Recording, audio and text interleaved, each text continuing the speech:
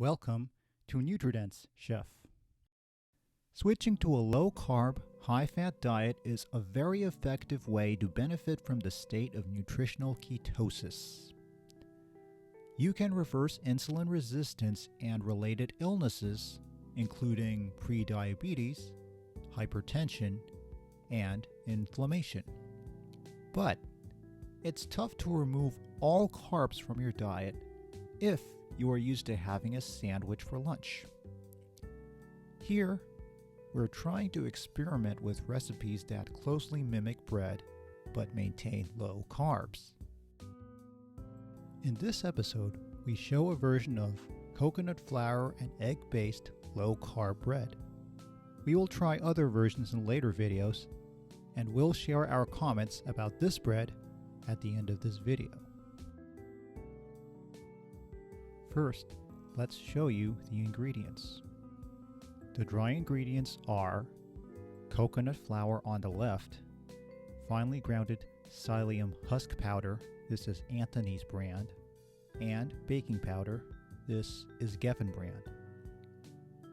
Other ingredients include apple cider vinegar, this is White House brand, coconut or olive oil, which is optional, we use Kirkland olive oil, eggs, yeast, salt, and warm water.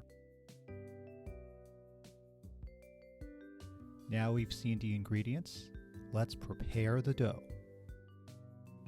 First, boil a pot of water, then set the oven to 200 degrees. Prepare the dry ingredients while the water is boiling. Get a large bowl, put it on a scale, add 180 grams coconut flour. Then, add 33 grams psyllium husk flour. The last dry ingredient is 18 grams of baking powder.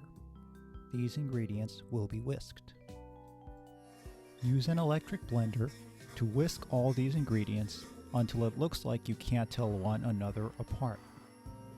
Once you're done whisking, add 1 teaspoon of salt to this large bowl. The next part of preparing dough is making the wet ingredients.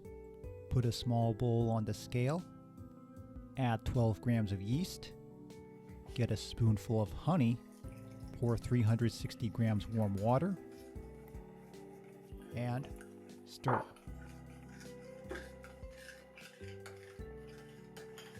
Once you are done stirring, get another small bowl and add 45 grams of apple cider vinegar. Get another small bowl and add 45 grams of coconut or olive oil.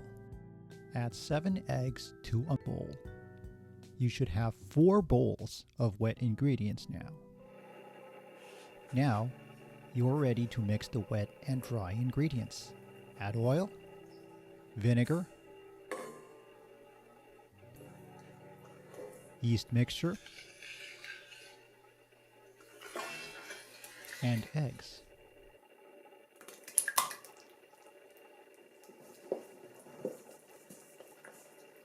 Whisk with a spatula until a dough forms.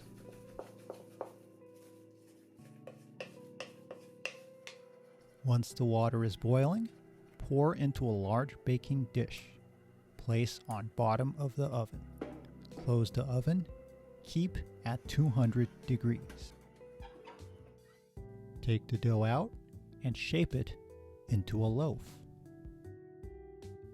The dough should look smoother as you continue shaping it. Once the dough is shaped, put it in a baking pan that is lined with parchment paper. Cover the dough loosely with a damp paper towel. Once you've covered the pan, put it on the top of the oven. Proof for 2 hours. After proofing, take out the paper towel and the large dish.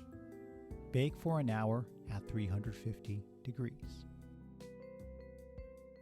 When the bread looks like this, turn the oven off and move the bread and parchment paper to a sheet pan. Cure the bread in the oven with residual heat for an hour and take out to cool.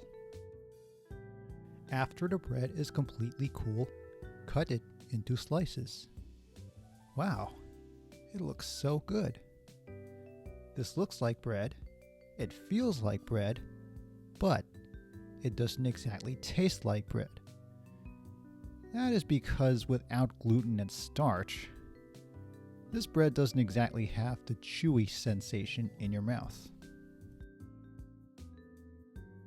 But still, you can make a sandwich out of this, and the sandwich tastes great.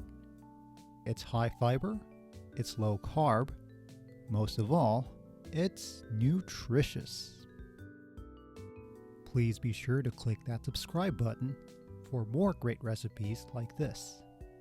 Thank you for watching.